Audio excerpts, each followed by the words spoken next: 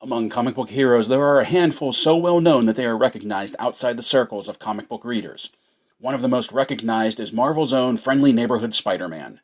One of the first heroes of Marvel Comics, Spider-Man is so important, so relevant to Marvel as a brand, that he was actually the company logo for a time. So it should come as no surprise that LEGO has an entire line dedicated to the web slinger. Hi everyone, I'm Mac, and this is LEGO 4 Plus set number 76172. This is Spider-Man and Sandman Showdown.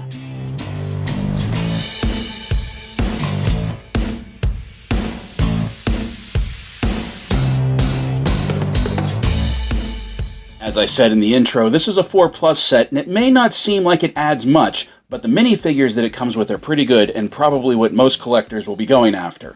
It's the main purpose I bought this set, to add Sandman to my Sinister Six team-up. Stay tuned to the video for more on that after the review. We're going to start with the builds of this set and take a look at this little piece first. What can best be described as a sand catapult. We've seen builds like this before, most notably in an advent calendar a few years ago, and it was used to hurl snowballs. In this set, the build is tan and can be used by Sandman to hurl, sandballs at Spider-Man. The catapult comes with 2 tan cylinder pieces to hurl at the web slinger. The main build with this set is Spidey's quad. Like most builds with 4 Plus sets, the bulk of the build is basically just 2 large body pieces that lock together. I've actually always been a fan of this as it gives us some truly unique elements for builds. Also, if we look at the front of the quad, we have a sloped nose piece with printing on it. 4 Plus and previously Junior sets have always had unique printed pieces rather than stickers. Once again, this is something that I have always loved. I prefer printed pieces over stickers always, and the printed pieces we get with the 4 Plus sets are great. Predominantly red with blue highlights, the quad sports Spider-Man's motif, and what superhero vehicle would be complete without flames shooting out the back? While the quad is unique and has a nice sloping design, I feel like there is something a little wonky about the look of it.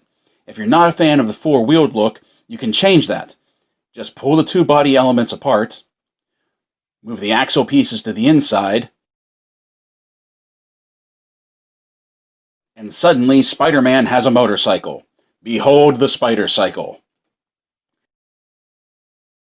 Next we move on to the real reason I bought this set, and that's the minifigures that come with it. First we're going to take a look at Spider-Man himself. While at first glance he doesn't look like anything we haven't seen before, there is a minor difference that we haven't seen before, and he comes like this with the 3 newest Spider-Man sets. He has printing down his arms. Instead of solid blue arm elements, LEGO has printed his trademark web pattern printing down his arms. Spider-Man comes like this with this set, Spider-Man's Monster Truck vs. Mysterio, and Spider-Man and Ghost Rider vs. Carnage. Spider-Man suffers from the same problem that a lot of red-based minifigures suffer from, bleed through on light-colored paint apps. Looking at Spider-Man's eyes, you can see that his eye lenses are more pink color rather than white, due to the red base bleeding through the white paint. Spider-Man, of course, only has 1 face portrait, and he has 1 accessory, a web element. Admittedly, it's not the best web element Spider-Man has ever been packed with. And finally, that brings us to Flint Marko himself, the Sandman. One of Spider-Man's oldest and iconic villains, the Sandman first appeared in Amazing Spider-Man issue 4 back in 1963. Over the decades, Sandman has undergone various character changes, so much to the point that he now appears more as an anti-hero in the comics rather than a pure villain. He was even part of the Avengers at one point, but for the purpose of this set, Flint has been presented as his original villainous self. For all intents and purposes, Sandman's entire body is made of sand because of comic book reasons. He can alter his shape and density and absorb sand into him to increase his mass. This minifigure of Sandman is awesome. He has no leg elements. Instead, he comes with this molded piece of brown and tan swirling bits to look like his torso is perched atop a funnel of sand. The paint application of his torso does a great job indicating that half is still solid, while the other half has morphed into sand, giving him 1 tan, sand-colored arm, as opposed to his left arm that is painted up normally. Surprisingly, we only get 1 face portrait with Sandman, but the one we do get does an adequate job of conveying that he's ready to throw down with the wall crawler. Unfortunately, Sandman comes with no accessories, and I feel like they could have thrown in something with this figure like a tan-colored, oversized fist to fit over his normal hand. But just because there's nothing packed in with him doesn't take away from the fact that this is a great minifigure. On paper, the price-to-piece ratio isn't great. In fact, it's way off. But you have to remember that this number is always going to be off with 4+ sets because of the specially molded large body elements for the vehicles that they come with. But when you look at the price and you think about everything you get, $10 for 2 minifigs alone is about the normal rate, especially when one is the great fig that is the Sandman. And then you throw in the small catapult build and the quad, and I definitely feel like you get your money's worth with this set, especially if you're buying it for the young ones. And the young ones are the reason Sandman comes with a little catapult build rather than figure accessories. You want to give them something with a play feature. However, if you're not a young one and you're buying this set for the minifigures like I did, I don't think you're going to be disappointed either. My sole purpose for getting this set was for Sandman so I could add him to my growing Sinister Six team. Stay tuned for a look at that coming up. If you're not going to stay for a look at the villain team up, then until next time, play well everyone, stay safe, stay healthy, and as always, thank you for watching.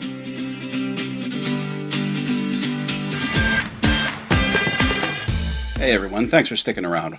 What I have here are 3 figures that are the start of my Sinister Six team-up that I of course have Sandman from the review you just watched, and truthfully was the main reason I bought the set that I just did. I have the demonic hobgoblin right here that came with the Ghost Rider, the Spider-Man Ghost Rider team-up set that we took a look at.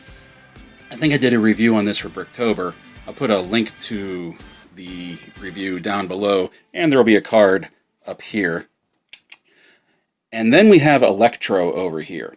Now, this Electro is not Lego. This is a knockoff. This is one that I bought at Steel City Con last winter, which was one of the last conventions I was able to go to before the world caught on fire.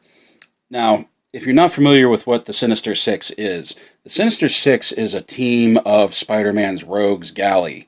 That the original Sinister Six team was Electro, Sandman, Vulture, Doc Ock, Mysterio, and Kraven the Hunter.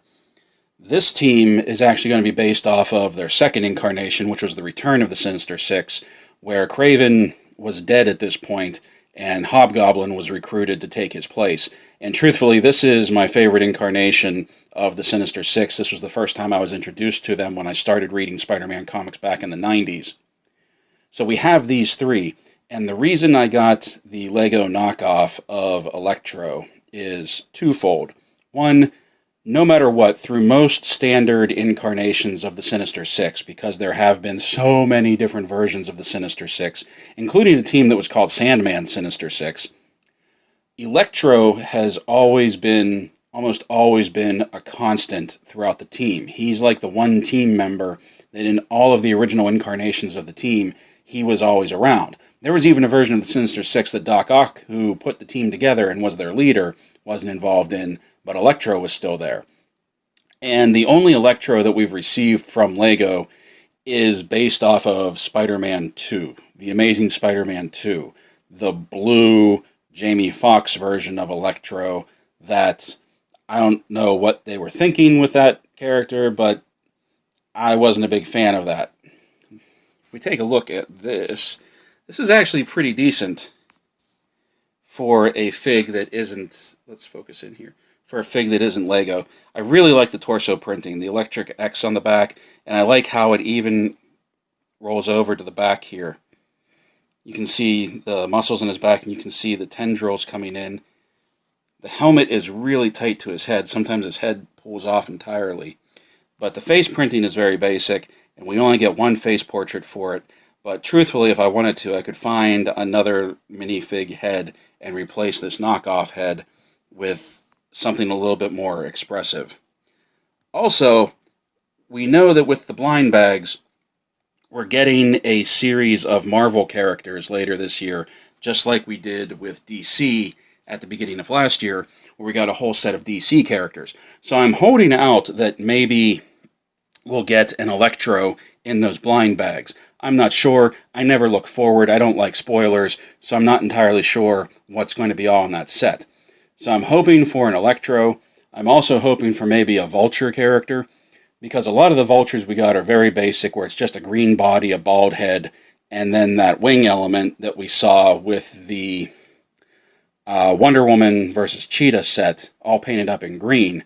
We did get the we did get the Vulture in Homecoming, the Michael Keaton Vulture, where he had those huge wings that you built on the back, and those were awesome, and I was thinking about getting that one.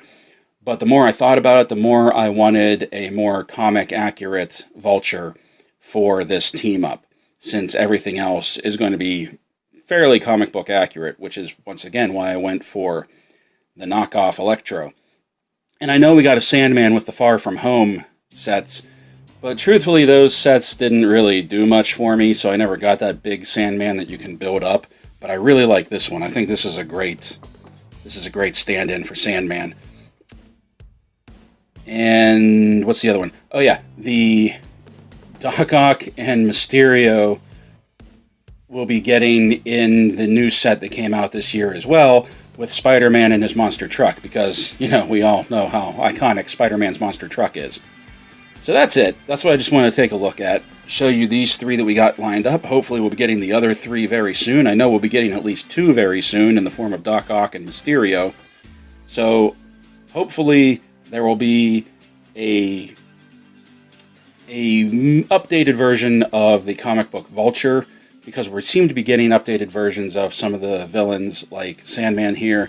The Doc Ock and Mysterio that come with that monster truck set just look great, and I can't wait to get my hands on that.